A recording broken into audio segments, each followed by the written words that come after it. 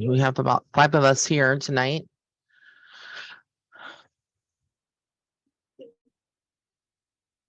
Hi, Lily, Stephanie, Senya, and Liz. How are y'all? My hair's a hot mess. I'm getting it done tomorrow. It's the roots need touch up.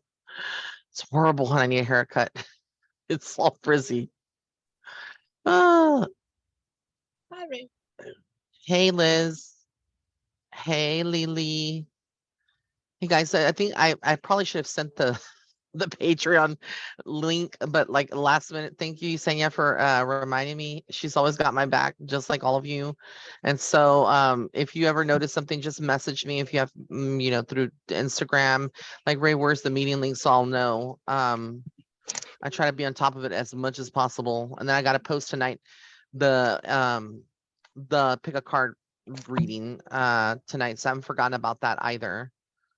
Yeah, I just had a piece of chicken breast from KFC. It's not the most healthiest, but I was hungry, but I don't like all the carbs, like the potatoes and the other sides that they offer. So I just ate it with my fingers. That and a Dr. Pepper Zero. I do the zero thing with Dr. Pepper. It's the same. It's almost the same flavor. It's good. But tonight we're talking about ghosts. I know Liz knows a lot about this. Way too much. Tired. I am so sick and tired. When you said, I didn't expect you to say, "Oh, it's a man." I don't even know this fucker who's like following me to the house. I'm like, I don't even go out. I'm afraid to go. I go out every 3 weeks quickly. Yeah. Yeah, Liz is one of those people that's spiritually gifted. They follow her like a magnet. It's like me. Whenever I go places, believe it or not, being a medium is not all it's cracked up to be. I literally, people think like, oh, it's so cool. You have this beautiful gift. I'm like, you try walking around and having spirits following you everywhere you go.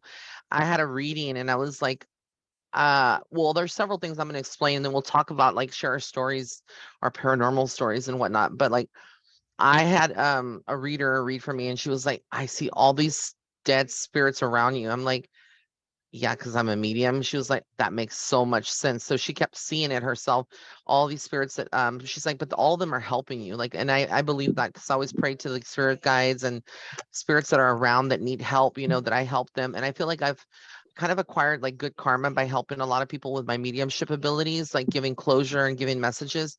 So a lot of those spirits, I feel like they feel kind of like not indebted to me, but almost like they feel like they can share things, with me or like guide me in some ways. So I feel like a lot of times, my blessings in navigating this world is because of them, because they help me. They give me the information when I'm doing readings. Sometimes things that I need to know, they'll whisper it to me, specifically my spirit guides themselves. But I think being a medium, a lot of people don't realize that we process death through our bodies. If you're a physical medium like me, I know Yesenia is also like me. She feels things too. So like, she'll talk about it a little bit too, but how her journey began with ghosts and stuff. But like when I feel like I don't want to say or take credit for it, but I feel like I've helped Yesenia like develop her gift. And I think that also she's developed her gift herself through a lot of like just trusting her gift. Because a lot of times she'll read for me, believe it or not, she'll give me insights and I trust her because her gift is usually very spot on. So it's like, I feel like you have to trust your gift, when we're talking about psychic gifts. But she's had her own paranormal experiences, which she'll talk about. But I'll also talk about mine too. Want to open it up to everybody to have a chance to share your most spooky, like, or creepy story, that you're having or have had in the past. I have several that I can tell you. Um, but let's talk about spirits. Like when we talk about spirits, we all think of people that have crossed over, loved ones that have passed, our ancestors that have passed. But what happens when we pass and we leave this physical body? Does everybody that passes go to heaven immediately? Do some stay stuck in what religion has taught us, like, to be purgatory? Or do some like actually just stay what we call earthbound? Or do they go to hell, like the rapists and murderers and all the bad things? So we're going to talk about a lot of that and kind of like see your opinions and what you feel. I can tell you from a spiritual perspective, because I am a person that had a near death experience and crossed over and came back. When I was 32, I had a heart attack in all places, in Walmart of all places. That happened. And I think I've shared this several times through several platforms, maybe even on several Patreon meetings. But I got to see heaven, and I got to come back, and I knew it was not my time. So heaven is a very real place. I do feel like good souls genuinely, no one is perfect. I don't believe everything the Bible says that, you have to follow a certain way, or you're damned to hell. No, but I do still hold on to core principles of certain religions, because I was baptized as a Catholic when I was born, but then I was rebaptized in my teens as a Baptist, and I attended an all black church for 12 years. So, I learned both the Baptist way and the Catholic way. I think there's a lot of differences in the Bibles that they use and the teachings. Like the King James version is the one the Baptists use mainly, whereas the Catholic use, like, I believe, the New Testament, and it can be like, I guess, other parts. They have a special. It's been years, but they also believe in the Eucharist. And some of the Baptist church do take on, like, they don't call it the Eucharist. I believe they call it the wine and blood of Jesus Christ. But neither here nor there. But I feel like the principle of ghosts and stuff is talked about in religion and the Bible. And I think that a lot of people fear the topic of ghosts because they revere it to be something demonic. Like, automatically it's assumed through religion that if you're in communication with spirits, that it's demonic, it's an evil spirit. And that's not the case. There are spirits that cross over. So what happens when we die? Basically, our soul is set free from our body, and it returns either to heaven, or if we have unresolved issues, or like we did not want to die at that age. Some people die early from like cancer or certain diseases, and they're worried about leaving their family behind, their children, etc. Typically those people tend to stay earthbound. It's not always the case, but in some cases it is, where they stay earthbound. And so I feel like there's a big misconception with Hollywood that everything is like a haunting, that everybody that dies is like automatically assumed to be evil or demonic. And so I feel like they always revert back or play on that part of religion that goes back to teaching that, we shouldn't be communing with spirits or evil spirits or blah blah blah. But not everybody that dies is evil. Like, I feel like the people that go to heaven immediately are the ones that may had closure, the people that did a lot of good here on earth, and you'll know. And then the people that stay earthbound sometimes um are because they have, like I said, baggage or unresolved issues with loved ones. Maybe they said some hurtful things to a loved one and they feel bad about it, and they don't, and some people actually fear going to hell. So they fear like going to a lower vibration, or a lower, what I call, vibration on the spiritual world. So they actually are afraid to cross over, and they stay here in limbo here on earth. And I kind of feel like earthbound is kind of like purgatory in many ways, but that's how you would associate it with religion. When you hear purgatory, it's like an in-between space. It's not heaven, it's not hell. And a lot of people ask me, is hell a real place? It is. I actually had a dream or a vision about it too. So I was showed heaven, and then I was shown hell. But it's like whatever. I don't feel like it's like the Bible describes it, where there's like all this. Yes, it's negative energies and blah blah blah, but it's only for people that are very, like, very very very bad people, who have killed or done bad deeds. They tend to go to those levels. The difference between earthbound spirits and, I guess, the demonic, or what we call demonic souls, a lot of them, these demons that are, when they die, these, some people that are evil, they actually are like demons here on earth. So when they die, they go to this place like hell, which is a lower level on the spiritual realm, where all like the Satanists, murderers, people who sold their soul, things like that. It's very real. And I don't want to deviate too much away from the ghost topics, but I'm trying to explain like what are the different types of entities and ghosts, like, before we share our stories, because there's so many out there. But the main thing I want you to take away is that not every soul that's out there is, or ghost, is a negative vibration or is a demonic, but there are different levels and different things, and I will explain how you'll recognize that. Typically, when you're dealing with good souls or good spirits, you may see a manifestation of them here in the physical world. It can be someone that crossed over to heaven, but they're around us and trying to give us messages. So they come back into this earthly plane and they have to lower their vibration a little bit to meet ours. So we have an energy vibration, what we call an aura, but our energy vibration is at a lower level because Earth, let's face it, it's not easy. There's all this stuff, the stress, financial burdens, things that we're living on. So we're like right here, and spirit tends to be like way right here. So what they do is they lower themselves, and we have to raise our vibrations. So you ever hear psychics or mediums say, we have to raise our vibrations to meet spirit at this level? That's how they communicate with us. So sometimes spirits will actually manifest themselves as orbs. You may see them in photos like white orbs. You may see them as little speckles of light. They can be pink orbs. Pay attention to the color of the orbs too. I tend to always have believed from spirit that red orbs are like angry souls. It could be not something so good. Dark black orbs are like dark energies, lower entities. This could be like not something necessarily demonic, but just a low vibrational person that's earthbound and that's haunting. And then also like grays, like dark grays. But I feel like a lot of the other colors like green, pinks, and blues are archangels too. And sometimes angels or angels, they don't always manifest in the form of like we see wings as they depict them in, in cultures.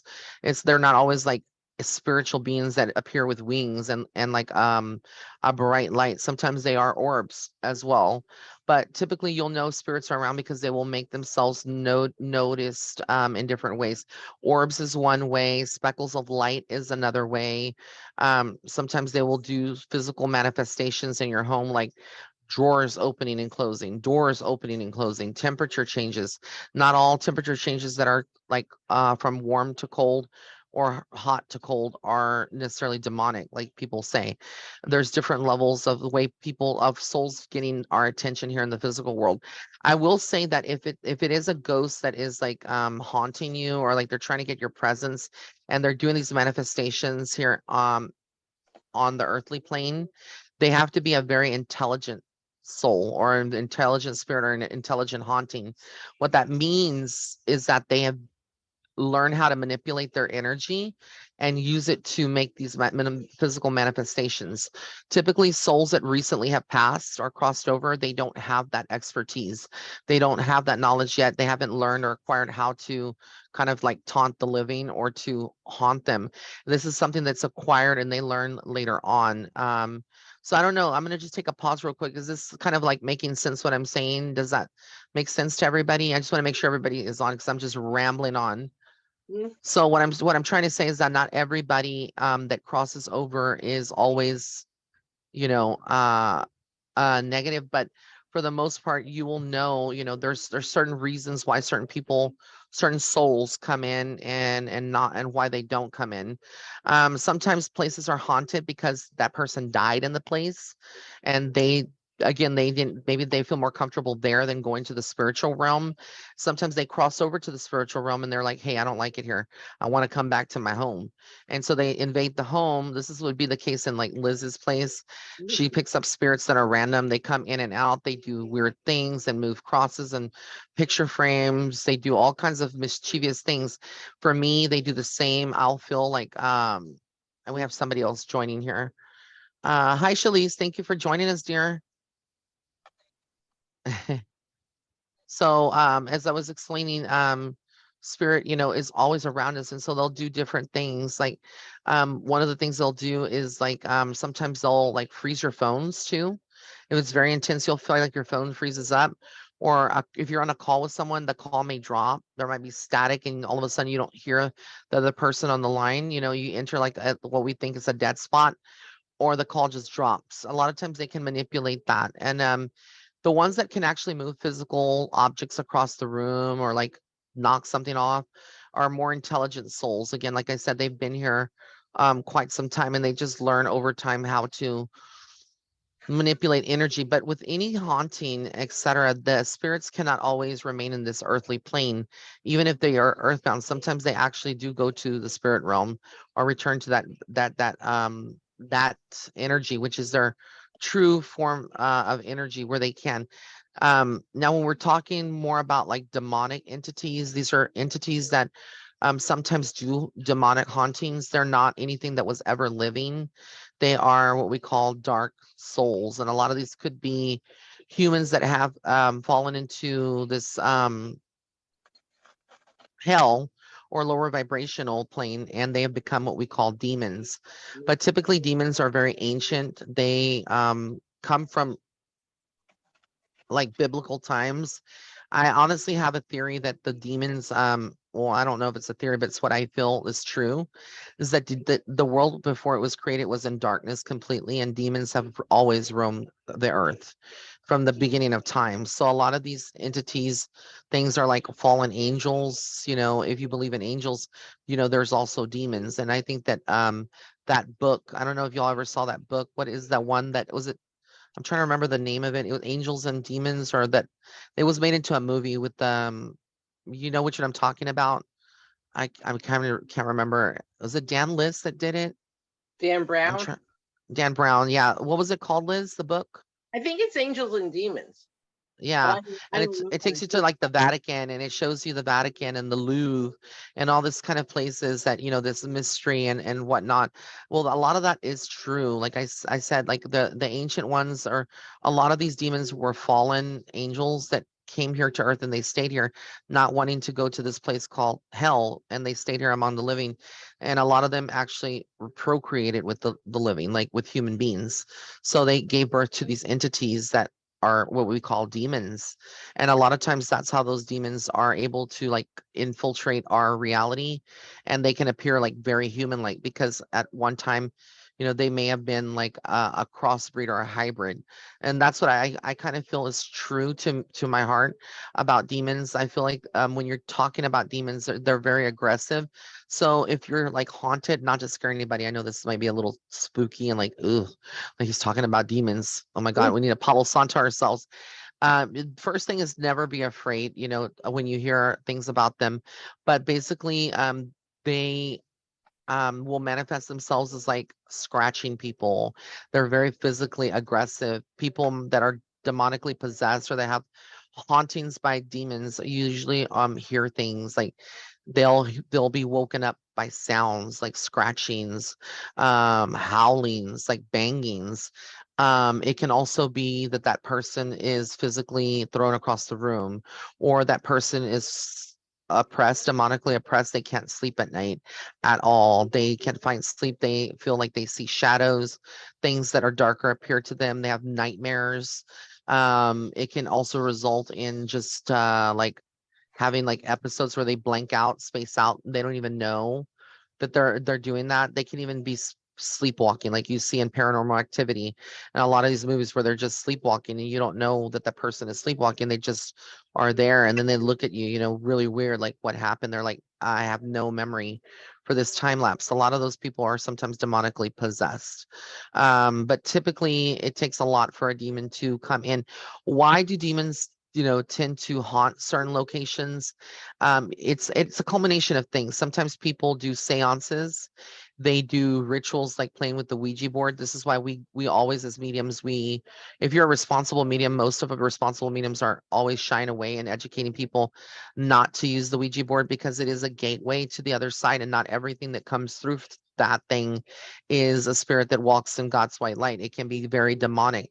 So, like the Ouija board opens, in other words, let me explain this. It opens up a gateway to both heaven and hell, or even the earthly plane, what would you call purgatory, or the earthbound, souls. Not everything that's going to come through, you have no control once you open those doors, that it's going to be something good, like a good soul. And sometimes it may be demonic. So this is why I feel like some places are haunted, because people have like practiced Ouija boards, or they have done rituals, or they've done like black magic spells and things that are outside of their control. They thought maybe they were in control of it, but they weren't.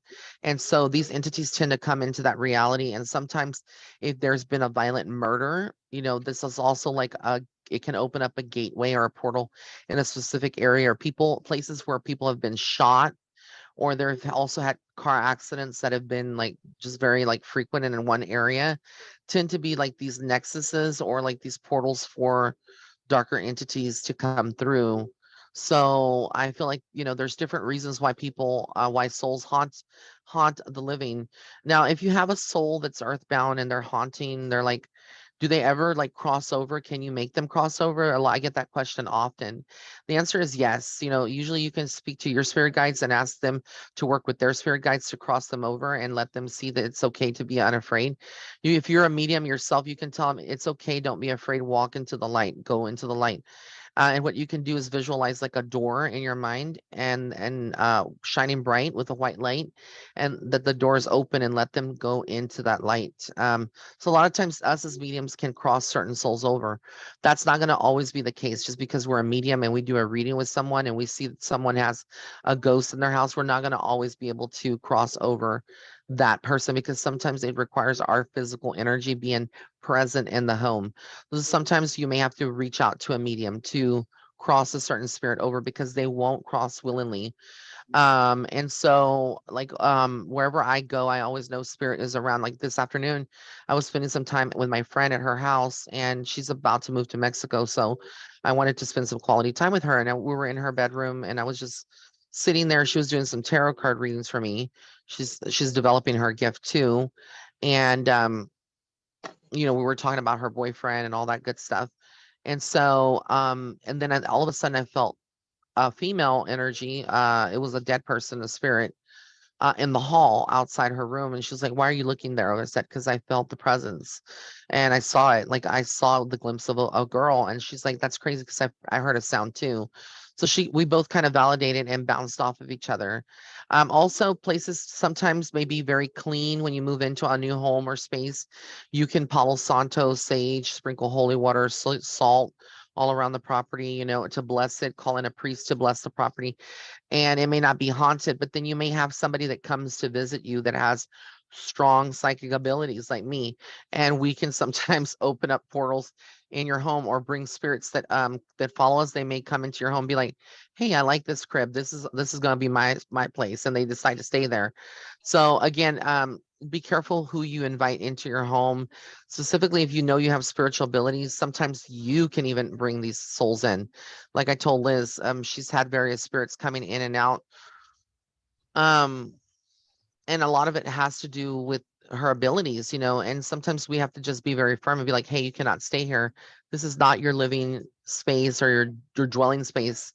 You have to leave." So, yeah. So do we have like a clear understanding like about spirits and like the earthbound spirits and the demonic spirits and spirits that are like in between?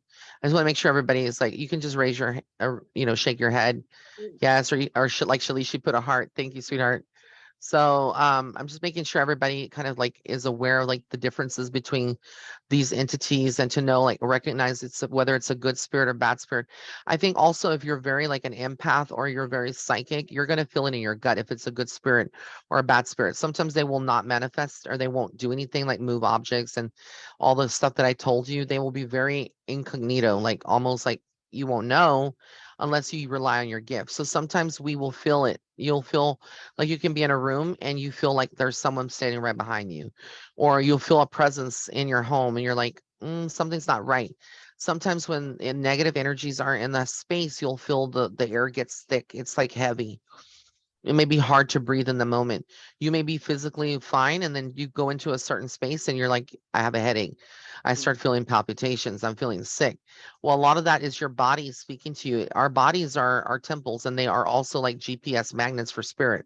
So regardless of where you're at, you will feel it. You will realize what kind of energies you're dealing with. So it's important to recognize the different types of ways to communicate with spirit. I think also if you're not a trained paranormal investigator, it's not a good idea to actually use like an EVP recorder and be reaching out like you see like on these ghost adventures and things like that. I feel like a lot of those people tend to provoke spirit and not respect them because they're doing it for a show, for ratings, to prove a point. But at that same time, at what expense? Spirits, I'm being very clear, spirits and ghosts, or whatever you want to call them, they're the same thing. They're not toys. They're not to be played with. They're to be respected, just like us. We would want the same respect, right? You wouldn't want somebody like when you're resting or sleeping to wake you up. Hey, are you available? Can you communicate with me? Like that'd be like crazy. You'd get up and probably throw your chancla across the room or slap them. So like we have to have that same respect for spirits too. They're not also our pets.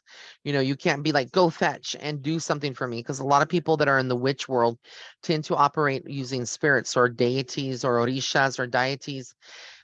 Some use La Santa Muerte, to do certain things. And again, you have to understand that when you're dealing with the supernatural, these are entities that are way powerful than us. They have been here long, long time ago, like before us, and they are able to do things on a spiritual level. And so they can afflict you in many, many ways. So be careful with like what you work with. Over the years, in this journey, I've come across a lot of people who have dealt with like La Santa Muerte. And I have nothing against her. I don't see her as a saint. I see her like a demon, because I feel like what she is like the angel of death. But she's often revered by the cartel and like drug lords or people that do drugs in the Mexican or Latino community as a saint. I don't feel like she's a saint, but I don't disrespect anyone who uses her, would burn a candle towards her, worship her. To each their own. But I do feel like there's always a price to pay when you deal with a deity such as her. Like I told someone, I feel like you cannot uh worship any other deity. She's a very jealous god, or jealous entity, source, demonic source. So you can't worship any other orisha or like saint or deity if you're working with her. Also, you have to give offerings, and sometimes the offerings that you give are not just like tobacco, rum, fruits, candy on an altar and water. No, sometimes it's blood sacrifices. It gets pretty deep when you think about La Santa Muerte. They actually don't talk a lot about this, but a lot of times they have to do offerings. And some people in some cultures that worship her, they'll kill a rooster. Like they'll literally kill a rooster and lay the body of that there, or like kill the rooster or eat the animal and then use the bones and put them on there. It gets very, very deep, and then we have voodoo or voodoo, and then a lot of people worship, that the deities there, whether there's Loa or like there's other entities. There's Papa Legba, and there's just different people, different deities, different religions that people like cross pollinate and believe in. But again, with any entity, you have to be very careful if you're doing any magical or spiritual work, because they in the essence of working with those, also they can open up portals to that can lead to hauntings or ghosts. So you got to be very, very careful. I worked with someone who was a friend of mine, and I'll tell, and Liz probably knows, and I know Yesenia knows, I'm not saying any names, but this person was actually working with the Santa Muerte, and it got way above over their head. And then I kind of like told them, politely and gently, that I felt like they were in danger. Like me being a medium, if you're my friend, I'm going to not always agree with you with things. I'm going to have my own mind. I'm going to speak up and tell you what I see. And I kept telling this person and warning them that it's not okay to be working with this thing. Well, it started off with bumps in their home, like on at night, like outside, scratches on the walls. They started petitioning and asking for money from this entity, for this entity to carry out people's prayers, like kind of like taking the money. I don't even know if you actually even put it on the altar they had for her. I believe they did, but I also feel like it became very almost like more about money and like her doing their dirty deeds. And it led to like a long story short, but this person actually ended up having like holes in their roof and like rain coming through. It was horrible. And other things, like almost lost their home or lost their car.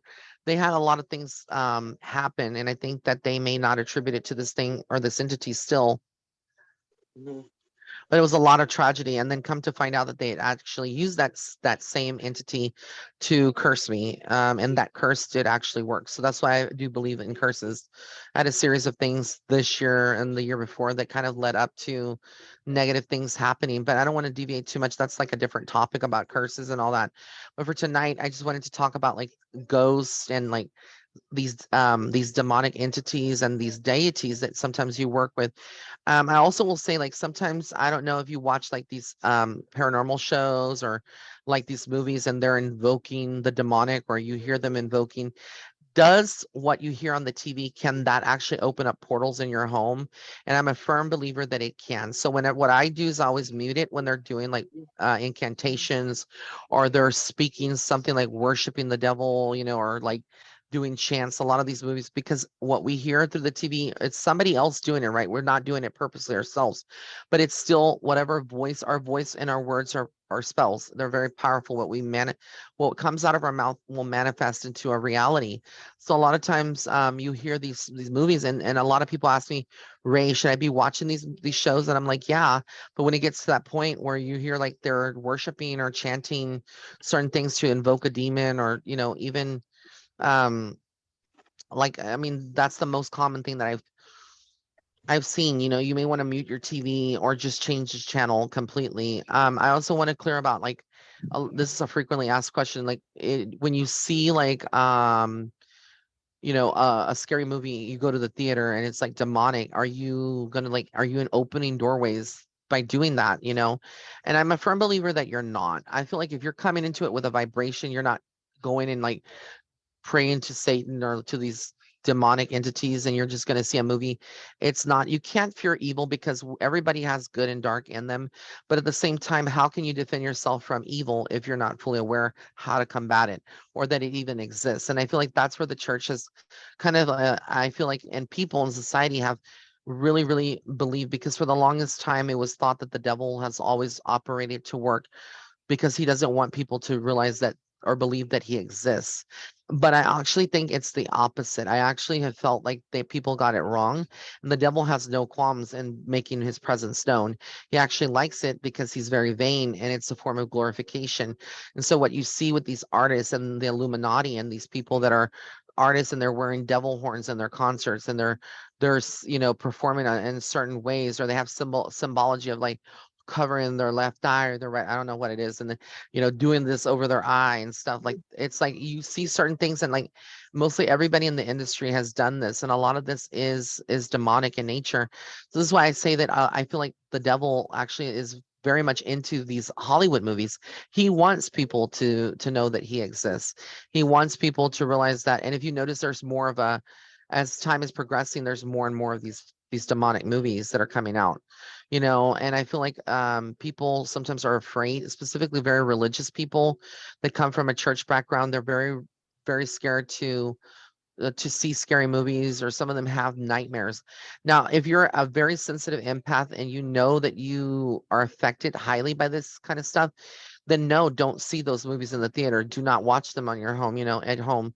Kind of like avoid that programming. But I feel like sometimes it's necessary to watch them. For me, I'm not afraid of it, I guess, because I've been exposed to it for a long time. But does everybody have like a clear understanding so far? Lily and Shalise and Liz and Yesenia and Stephanie, do y'all? Mhm. Let me read some of these comments. So I know that Yesenia said she's going to share a story of hers later, and I'm going to share one of mine too. Shalise, yes, I mute it when they start chanting. Yes, so that's good. All right, so I have had a lot. Like, I often get like asked, like, Ray, what kind of haunting stories do you have? Girl, let me just tell you, I've had so many. So I'll start off when I was young. I was at this elementary school that used to be an all African American or all black high school in the 70s. I attended that like in the 90s. I know I'm old, ancient. I was in the 90s. And so I was a teenage, I was a little kid, I was in like fourth or fifth grade. They decided to actually, they had closed down the gym. What was like converted into a gym. They had closed that section of the, which was the old black high school. They had closed that down for a long time. They never had opened it up. And so for the longest time, it was closed. And then they decided to do this renovation and open it up and convert it into a gymnasium for like PE and stuff like that. So they went through a renovation, and then they gave us a tour when they opened up the high school portion, and it was like full of red dust on the floor. It was like dirty. The lockers from the 70s were still there. There were papers from the 70s and like in the lockers. So we got to walk in, and we had to cover our nose, but we got to walk in and see it all. And I remember as a young child, I was like maybe what, like four, no, not four. I was like maybe 10 years old, maybe even 11. I'm thinking probably 11. I remember just like walking in there and like feeling this is creepy. This is super weird. Like, what is all this? And like, I felt like it opened up gateways. It even smelled weird. And then they converted it into a gymnasium. And so all of it was like a gymnasium. And they would carry like all the volleyballs and stuff like on a basket, a cart inside of a fishnet type of thing. And I remember one day my PE teacher, she was like, Ray, go get the ball, the dodgeball. So we're playing dodgeball. And I went into the gym and I was the only one. And I went in and I looked to the right of the hall. And I remember seeing this tall shadow man. He had a knife. He was like, you hear the shadow man things and like that they appear. And typically these are entities that are like multidimensional from other realms. They usually appear when they want to like take a soul with them, like kill someone or like take them, snatch them into the reality. They typically go over kids or they go and do this to kids because sometimes kids are very vulnerable and easy to take, but they can also do that to adults. So it's always like a not a good thing when you see a shadow man. And I was terrified. I remember seeing him and then I didn't know what to do. And all of a sudden, the cart that had the ball was hurled at me. It was like literally it moved by itself, the wheels, and it was coming like full speed towards me, like maybe 20, 30 miles per hour.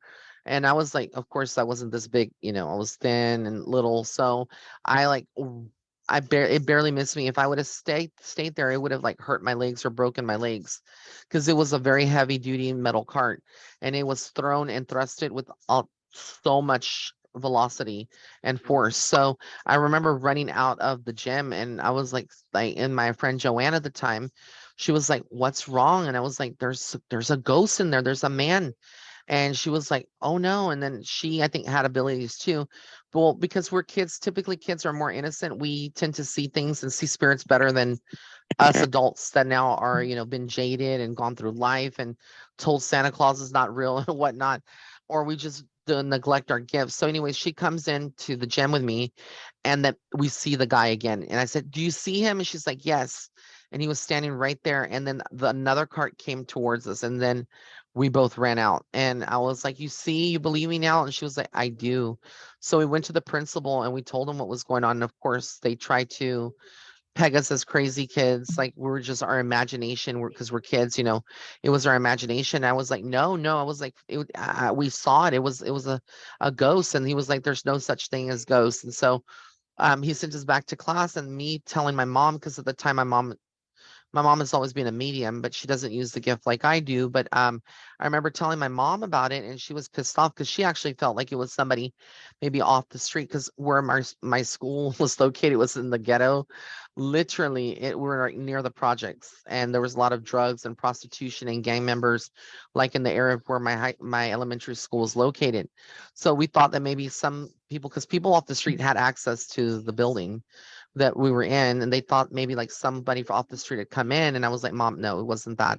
It was literally a ghost. So she had talked with the principal, and the principal was like, well, we'll take better care of like securing the gate outside and locking it so nobody can come in, blah blah blah. But we continued to have paranormal activity in that gym. I remember going down a separate time in there and seeing like little red eyes lighting up in the dark, and they were looking at us. And I was like, yeah, this place is haunted. Then I had other experiences, like going to the cemetery, visiting a tomb with my mom, and we heard our names called out. And it was like broad daylight, and they were calling our names out. I remember also having other things happen to me, where the old residence where I lived in, where we would hear scratching all around all the time, day and night on the roof. We would also hear footsteps like scurrying on top of the roof. And in one of the bedrooms, my mom would see like a dark hand coming at you. And I would feel like I would see like black shadows in the house. So it was always haunted. It was like, I feel like it was demonically haunted. So whatever it was, my mom was like very like she wasn't like what we call curandera, but she was like very spiritual and like, I guess, more awoken than most people. She actually had a study done in the 80s when they used to do things everything by catalog and magazine, where she sent off her psychic studies, and it came back, you would mail it off, and then they'd mail you back. Everything was through mail. And so she had a psychic study done by the Psychic Institute in New York. I remember they sent her back a big packet and they said everything that she was like a psychic, a medium, she had all these abilities. So that's where I get it from. And I remember that she was like guided to throw a Bible on top of the roof when this was all happening. And when she did that, the next day the Bible was thrown to the ground and it was torn in shreds, like claw marks on it. So the activity continued to happen. She buried like Archangel Michael medals in the property, and I think that's why it kept the entity at bay. She had like a lot of religious things underneath the trailer, like statues of Jesus and Mary. She also had protection on the inside of the house too.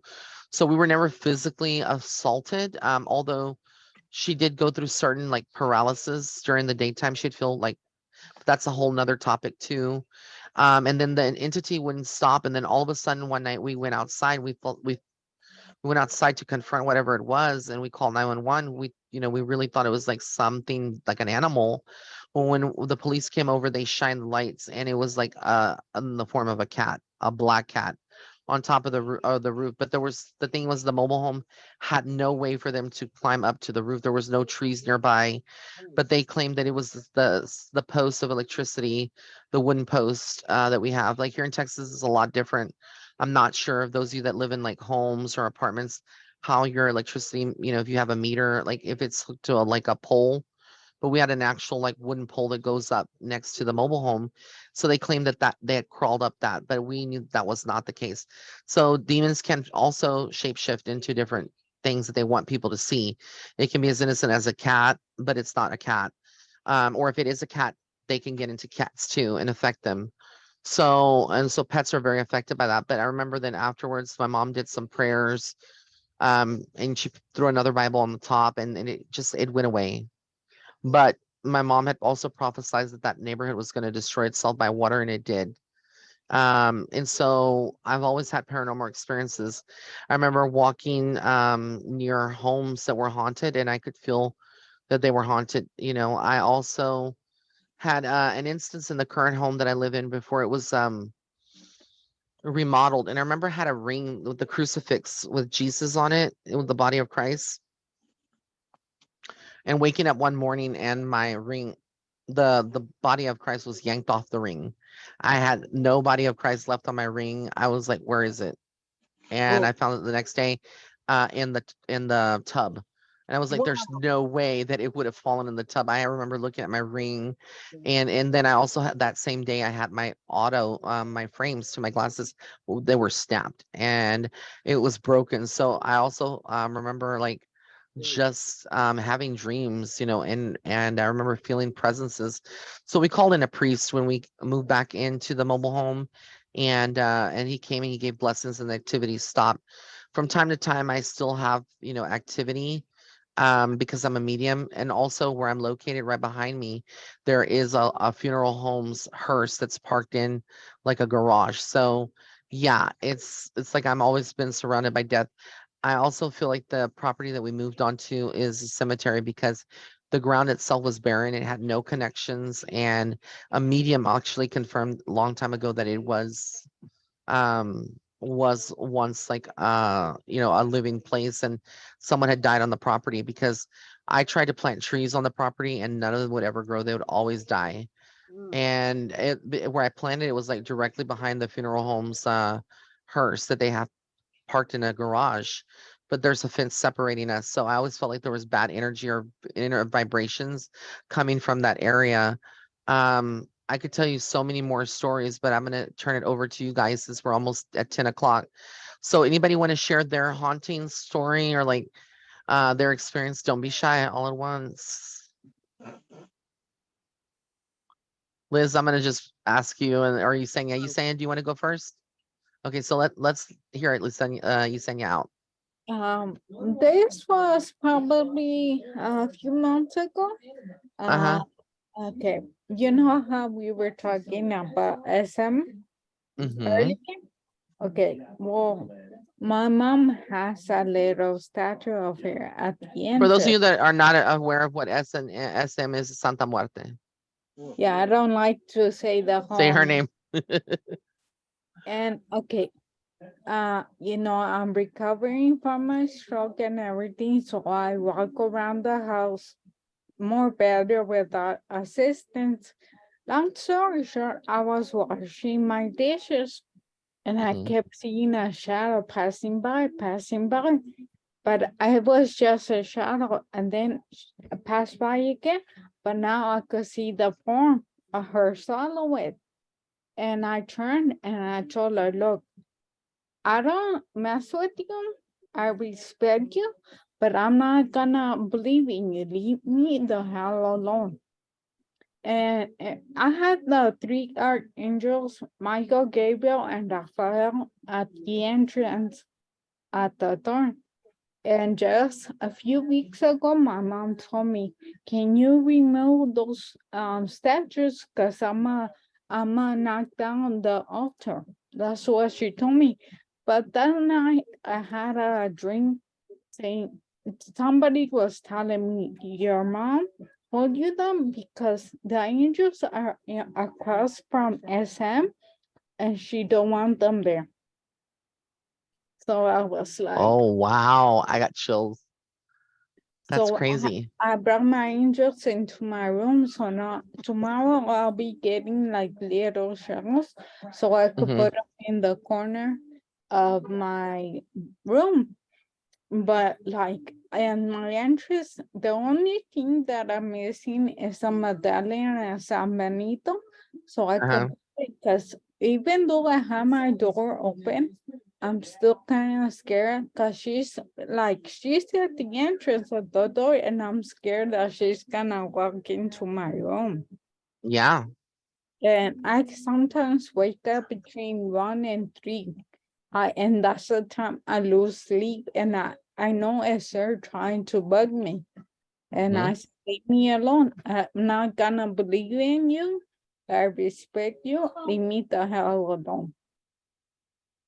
Oh my God, that's horrible. But I'm glad you are divinely guided and you're in tune with your gifts. So put those santos back up, the archangels for Yes. protection. I also have in my room, like people don't realize, but I have a shrine in my room. One of these days I may like do a video to show people, but I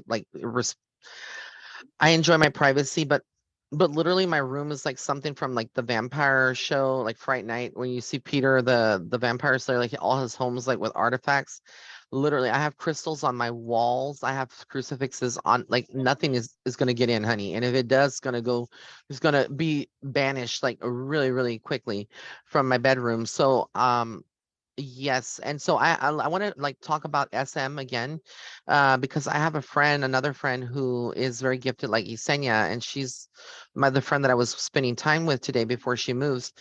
She had a gift, but she never wanted to like really embrace it, and so she started embracing her gift um recently, and it was a while back, like maybe like the earlier part this year. We went to a flea market.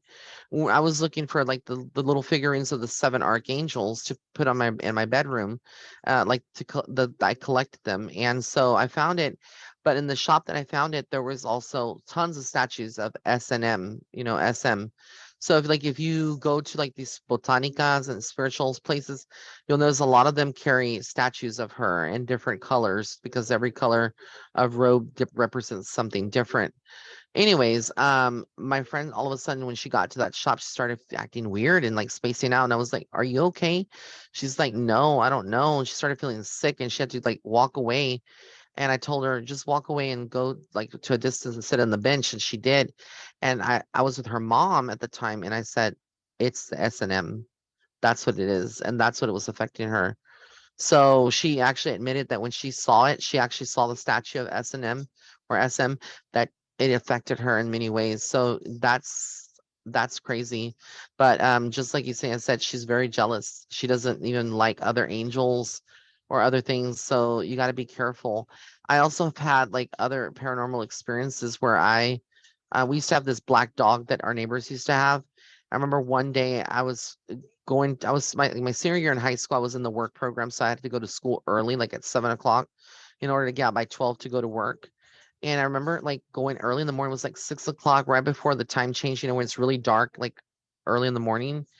And I remember seeing that dog, and the dog looked like it was like a human in like an Indian form, like sitting Indian style, and it was tall. And I remember like I was like, "Oh my God, Mom, that's like a human." She saw it. It like looked like a human sitting down Indian style. But then as we shifted the car and we are about to go, it like raised up and it was the black dog. So yeah, I've seen a lot of like omens of like things, stuff like that. It's kind of creepy. Shapeshifters are a very real thing. And I feel like they fit into this kind of category of, spirits and ghosts because they do exist. And what shapeshifters are basically, these are beings that can take the form of different things. They're not necessarily demonic. They may be like also like very witchy. It is believed that high level witches can take the form of animals or like manifest in that, or like they can, like, if you ever heard the story of La Lechuza, if you're like from like Latino background, you hear the story of the Lechuza, which is like this witch that can transform into an owl and like eat, like pull your eyes out and put them in her, to see stuff like that. So I feel like a lot of those cultures, like you also will hear ghost stories among like the Latino culture, where you'll hear La Llorona. They even made like a movie about her, La Llorona, and it's about this woman that supposedly, the story goes that she killed her children, drowned them, I believe, in a river or a lake years ago, like many, like in Mexico or somewhere. And then she haunts the streets, and you'll see this woman in white walking down. But I remember when I was younger, I was walking near the cemetery. I was going with my mom in the car near the cemetery, and we saw this woman. She was walking real slow, but she did not look like a human. Like she was like, we felt like she was a spirit entity that was just walking because she was like trapped here earthbound. And it was just the way she looked, like she was very vacant. When we passed by, she never made eye contact. She was just like looking down with her walker and like walking ever so slowly. I was like, Mom, I think that's a ghost. And she was like, I think so too. The thing is though, like you get crazy feeling like like you're crazy sometimes because not everybody can see what we're seeing, right? So sometimes I'll see things that are ghosts and I'm like, did you see that? I mean, can everybody else? And that's why sometimes if you have children that are gifted, they often get deemed as like having mental disorder, or like maybe they're just imagining things, but sometimes they're not. If your child is telling you that he sees or she sees things, you can't see it. Just because you can't see it doesn't mean it's not real. And I think that's why sometimes medicine or doctors, they try to quantum like not quantify, but like try to like have like a very solid explanation or reasoning or logic, and a lot of this with the spirit realm defies logic. It's not always like people think. So is there anybody else that want to share their ghost story tonight? Liz, I know that you're dying to, right, Liz? Yes, unmute yourself. We got it. You're on mute right now, so nobody can hear you. Let me unmute you. Hold on. Ask to unmute. Oh, hi. There we go. Hey, Liz. Oh, So tell us, what is your most creepiest like ghost story that you've had or oh, the most experience? recent one, just for anybody on TV, do not trust anybody, no priests, no nothing, and Raymond knows all about this. Mm-hmm. Uh-huh. And I mean, even if someone I mean, I watch all of the paranormal shows and everything because things were happening to my house. And I know that aren't where we live. There were wars and all of this stuff with George Washington, and the land is like Native American. And so that's how I met Ray. And anyway, to make a long story short, the most recent thing that happened was I always watch all these ghost shows, and I was watching an exorcism show.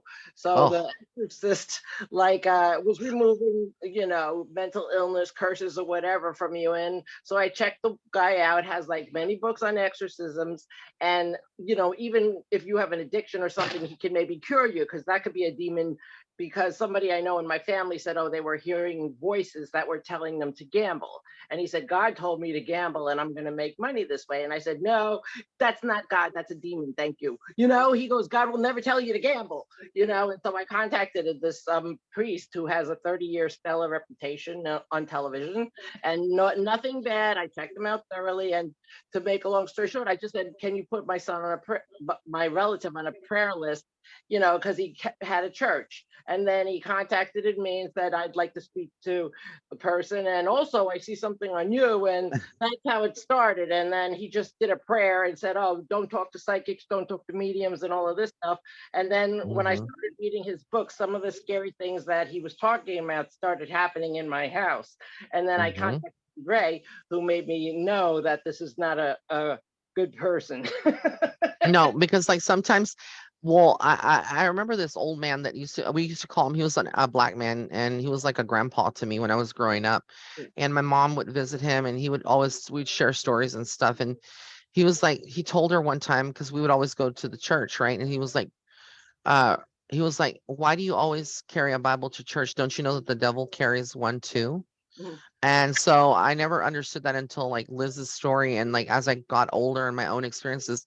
The thing is that not everybody that is a priest, sometimes the priests themselves, especially in the Catholic religion or whichever, sometimes they are actually more haunted than we are as individuals who are just psychics and mediums because they do exorcisms or I do think that this guy is 100% legit. But sometimes when they are exorcists, they bring things into this reality that they cannot banish or they thought they have. The thing with exorcisms that they won't tell you is that it's not 100% proof. You can banish a demon for a temporary amount of time, but it's like putting a band-aid over a cut. If that band-aid falls off, the cut can reopen or the wound can reopen. The same way to demonic entities, there cannot always be banished. Sometimes they do come back years later, or they can come back into this reality because, again, of just the spiritual realm, how it's composed of. So, in this instance with Liz, we had to do it like a series of things. I had to do a ritual myself on my side with candle work and try to banish this thing and close the doorways because what was happening is that it was like a transference. Sometimes when they contact people, that entity is afraid maybe that Liz is talking to a psychic medium that knows how to defeat the demonic, or that maybe that Liz is strongly rooted in her faith. And so they will attack or try to attach themselves to show their weight. And so sometimes Liz and other people that this guy's talking to are unsuspecting victims. And I feel like in this case, he had something that was like maybe like possessing him or taking over him. Yes, he was good at helping people whenever he was in he was him. But I also feel like he had moments where things were not good, not right with him. And so as soon as she started talking to him, I feel like things started getting better for her. Like she's had a reduction in the amount of activity. Now, it doesn't mean that she's going to always, like, she's not going to have activity because she still does, but it's not at the magnitude that she was having. Because didn't you have like a cross that fell over or like broke or was Yeah, like thrown off pictures the of the wall? wall, cross off the wall. Uh-huh. Yeah. Yeah. That's crazy. Yeah, it's crazy. That's why I say also be careful with who you go to as far as mediums and witches and like people that do, Haitian magic or like etc. Be careful because not all of them that are very successful or that have a following, a large following, are necessarily rooted in God's white light. A lot of them don't believe. The thing with the magic and stuff and witches, that a lot of witches don't believe in that there is like a curse or that I'm sorry, is that there is like karma. They don't believe in it. They believe that they can do and take action into their own hands and that everything's going to be okay. But in reality, there's always a price to pay. Like I said, there's always something that can be very, very negative. So be careful like who you get readings from or who you get spiritual work done by or even where you buy your crystals and down to like things that you order. I'm a firm believer. I love to go into a spiritual shop myself to see the energy behind the people that are selling the products and actually touching them myself and feeling. If it feeling doesn't feel right, I ain't gonna get it. And so the thing with online is that if you order online, you're taking a chance that the person, you don't know who you're ordering it from. They could be a Satanist and are selling these products, and practicing that, and you're getting that energy. So be careful with that. Also, be careful with any used objects that you bring into your home. Used clothes, make sure you sage or Palo Santo that, or wash them with holy water. Sprinkle some Florida water, holy water in that wash the first time, or you can do vinegar with like Florida water or vinegar with like your soap. So vinegar is actually a very powerful tool in the spiritual realm to cleanse as well. You can also do like a wash of vinegar with water and maybe some limes, or if you don't, you can use Florida water and like mop your floor, because if you hear a lot in the spiritual realm, vinegar is used. So I hope that y'all enjoyed this. Is there anybody else before we wrap it up that wants to share some ghost stories? Stephanie, go ahead. Okay, I'll try to make it short because I know it's already been an hour. Girl, we got time, but I want to hear it because I love ghost stories. Well, it wasn't necessarily a ghost that I saw, Okay. but I'm interested to hear like your guys' take. So a few years ago, and this is like I'm gonna before, step away, but I'll be right back. I'm listening. Go ahead. this was before I was aware of like of Palo Santo and saging, like before or after you go to like museums.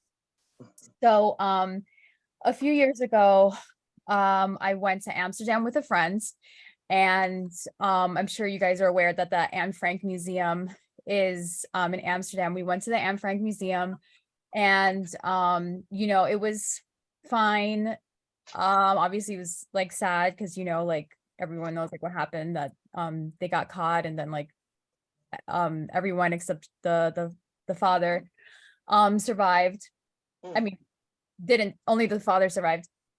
And so it wasn't that night, but it was like the day before, the day after that. I remember I was just having trouble sleeping. My friend, she was like already like sleeping and snoring, and so I was just like, oh, trying to go to sleep. And then I just thought of Anne Frank and the sister, and that, and their relationship, right? Like, because I have a sister, and I thought about like, wow, you know, like it's so crazy. Like I was thinking about how their relationship was like before they went into the annex, and how just, you know, then like in the annex, like the pressures of like and like the what's the word I'm looking for, the claustrophobia that they experience, like everything, you know, for 2 years, like the worries, like all of like the, like all of this, all of these energies, and just specifically like the relationship that she would have had with her sister, and then them getting caught, and then them going to the concentration camps, and like, and I was just like wow, this is so freaking crazy, like what they went through. So then I'm there like in my bed, and you know, my friend, she's like already like sleeping and stuff, and then I see like what I think were two black orbs. And then I was like freaked out.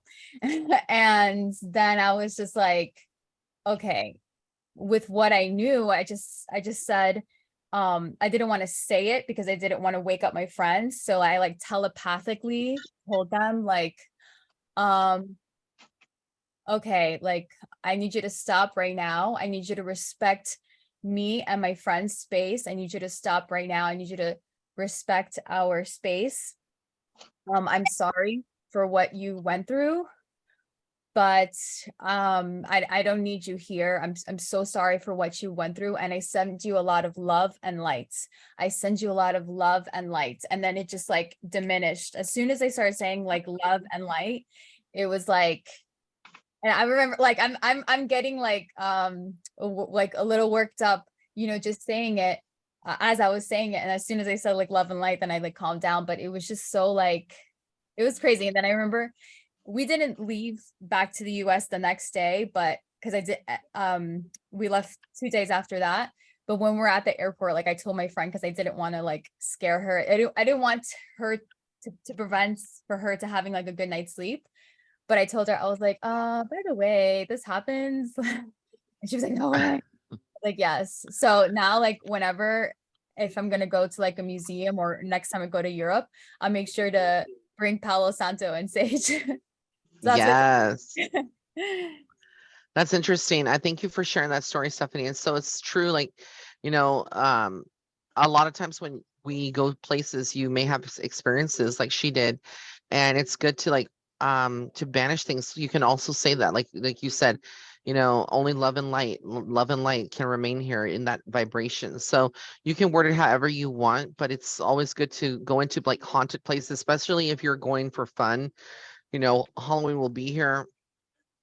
I feel like there's danger anywhere you go. So like, but if you're going to like a haunted place that you know is demonic energy, um, and you're not like you're scared, you may not want to go unless you're not scared of going, you know, and you go into it with protection, like wearing a crucifix with Saint Benedictine medallion and having some holy water and like a Palo Santo stick in your pocket to burn afterwards. You don't want to like literally go unprotected into certain places because it can affect you. But Lily I and definitely went unprotected. I know, me too, girl. I went once to Yorktown Memorial Hospital in Yorktown, Texas. It's one of the most haunted hospitals to do an investigation. And I did like a little YouTube clip about it. I came out of that like pale as a ghost and really had to leave. The vibration was horrible. I mean, horrible. It was very demonically infested. Um, so yeah, I really, really, really can tell you more stories and go on, but it would be long. Lily and or Shalice, do y'all have any stories you want to share? If not, um, just let us know through chat, or you can unmute yourself if you don't have anything, just so that we know. I want to make sure everybody's included tonight. That's here.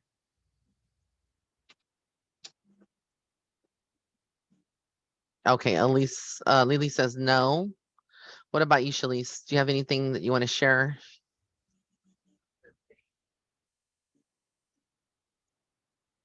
Okay, I guess not. All right, guys. So I hope that y'all enjoyed it. Did most of y'all enjoy this Yeah. weekly chat and like understanding more about spirits and stuff? I'm gonna post this on actual Patreon, so of the link. And then yeah, we'll do this next week again, the next topic. Let me know what suggestions you have. If it's like vampires, you want to talk about UFOs, you know, whatever you think would be a good topic. I was thinking vampires because I love good vampires. I've always believed they exist. In fact, I know they exist.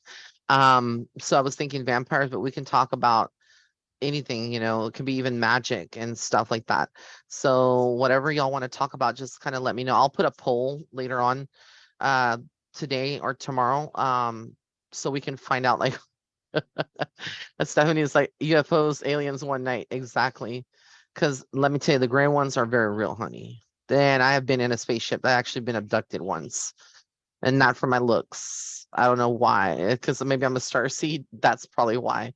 But yeah, I can tell you they're very, very real. So, anyways, guys, I want to wish you a good night and thank you for being here. I really enjoyed this, and let's continue. I'm gonna be posting tonight the meanings for the cards, the pick a card. So talk to y'all next week. Ciao. Bye.